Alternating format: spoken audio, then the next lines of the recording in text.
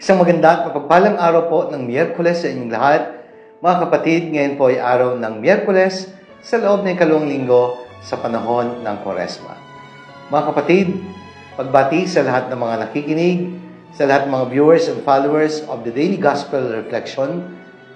Pagbati din po sa inyong mga deboto ni San Antonio ng Padua at sa lahat po ng mga tumutulong sa pangailangan ng pambansang dambana ni San Antonio ng Padua, sa mga members po ng 1000 Club of St. Anthony, sa mga bukas palad ni San Antonio ng Padua, sa lahat po ng aming mga benefactors. Sana po nasa ligtas kayong kalagayan. Maraming salamat po at patuloy nating ipanalangin ang isa't isa. Mga kapatid, pagnilayan po natin ang mabuting balita na nakalaan para sa araw na ito.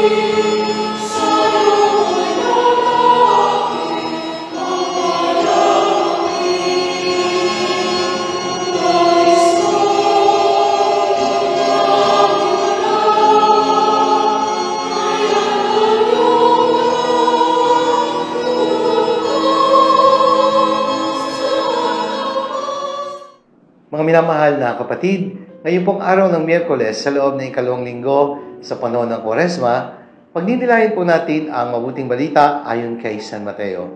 Mula po ito sa ika-20 kabanata, mga talata 17 hanggang 28. Ang pamagat po na binigay ko sa pagninilay ay nagsasabing, called to serve and not to be served. Mga minamahal kong kapatid, sa Ebanghelyo, lumapit kay Jesus ang asawa ni Zebedeo kasama ang kanyang mga anak. Sila po ay sina Santiago at Juan. May ibig siyang hilingin. Kaya't lumuhod siya sa harapan ng Panginoong Jesus at tinanong siya ng Panginoon, "Ano ang ibig mo?" Sumagot ang ina ng dalawang alagad at sinabing, "Sana ay pagkaloob po ninyo sa dalawa kong anak na ito ang karapatan na makaupong katabi ninyo sa inyong kaharian. Isa sa kanan at isa sa kaliwa." Sa biglang tingin, kung di natin susuriin, parang wala namang masama sa inilapit ng ina ni Santiago at Juan na mga malapit na kaanak ng Panginoong Hesus. Sapagkat ang hinihiling po ng ina ay parang naman sa ikabubuti ng kanyang dalawang anak. Ang makaupo, isa sa kanan at isa sa kaliwa. O di ba? Nangangarap ng maganda. Nangangarap na sana mabigyan ng magandang posisyon ng pamumuno sa kaharian ni Jesus. Pero, sa naging reaksyon po ng 10 alagad sa pinakausap ng ina ni Santiago at Juan, makikita pong mukhang may power grabbing na nangyayari. Mukhang may pagalingan, no? Parang nagpapataasan sila ng ere. Sapagkat nagalit po yung 10 alagad matapos madinig ang kahilingan ng ina ng dalawa nilang kasama. Kaya nang marinig ito ng 10 alagad, nagalit po sila sa magkapatid. Bakit? Sapagkat ayaw nilang sila ay malampasan o maungusan.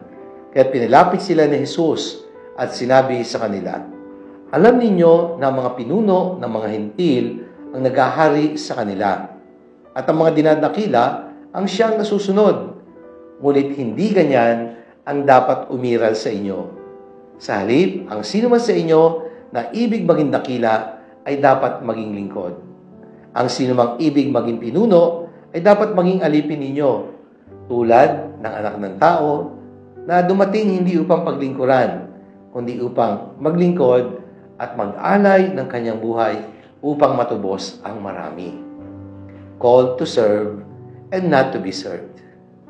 My dear friends, power is about taking control, whereas service is about forgetting our will and allow God to be in control.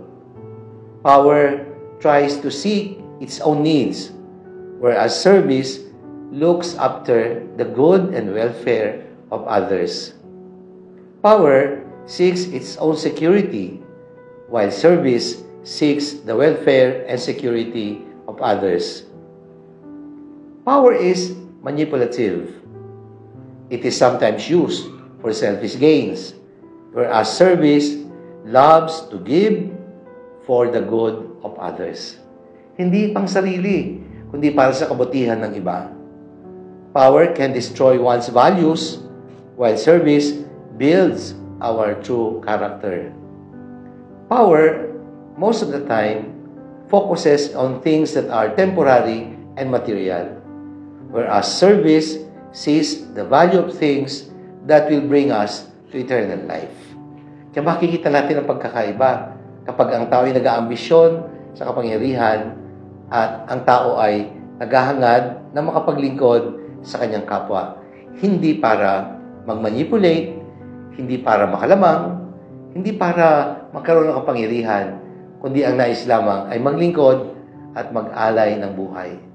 Yun ang kapangyarihan na nais ni Jesus na ibigay sa atin at gamitin natin para sa iba.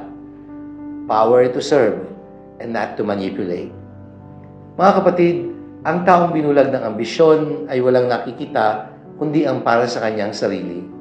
Tinawag ni Jesus ang kanyang mga alagad hindi para tulungan silang isulong ang kanilang mga personal na ambisyon at pangarap. Tinawag sila at binigyan ng misyon na isulong ang pagnanais ng Diyos na itatag ang kanyang kaharian dito sa lupa, katulad ng nasa langit. Kaya mga kapatid, sa pagninilay na ito, hilingin natin sa Diyos ang biyaya na tayo ay maging mapaglingkod. Ang hinahanap ay ang pagkakataon na tumulong sa kapwa at hindi para payamanin lang ang sarili at isulong ang ating pansariling interes o ambisyon. Remember that we are called to fulfill our mission and to live our true vocation, and that is to serve and not to be served. Matuto nawa tayong maglingkod at hindi hanapin ang oportunidad para tayo ang paglingkuran. Manalangin tayo. Ama naming makapangyarihan, bigyan po kami ng lakas ng loob na isabuhay ang aming misyon at bokasyon. Tinatawag mo kami hindi para isulong ang aming mga pansariling hangarin at ambisyon, kundi ang isulong ang kaharian ng Diyos dito sa lupa, upang kahit sa lupa man ay may langit na rin kaming nararanasan. Amen. Maraming salamat po sa inyong lahat na patuloy na sumusuporta sa gawaing ito, ang Daily Gospel Reflection.